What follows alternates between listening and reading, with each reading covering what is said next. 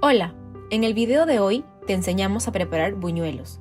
¿Alguna vez los probaste? Son buenazos. Empezamos poniendo 850 gramos de zapallo y media taza de agua en una olla a fuego medio y dejamos que cocine. Una vez que esté suave, lo pasamos a un bol y lo aplastamos hasta obtener una taza de puré de zapallo.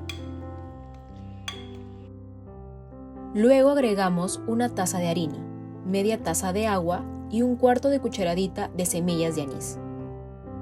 Integramos todo hasta obtener una masa uniforme, la cual dejamos reposar por 15 minutos en un sitio cálido. Después de que nuestra masa reposó, agregamos 2 cucharaditas de polvo de hornear y mezclamos. Para freír nuestros buñuelos, tomamos pequeñas porciones de la masa con una cuchara y las colocamos en una olla con aceite caliente.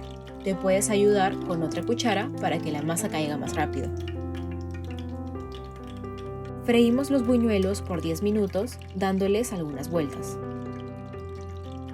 Cuando estén bien doraditos, los retiramos con una espumadera y los colocamos sobre papel toalla para que éste absorba cualquier exceso de aceite. Los servimos calientes con una rica miel de chancaca. Si te gustó el video, dale like y suscríbete.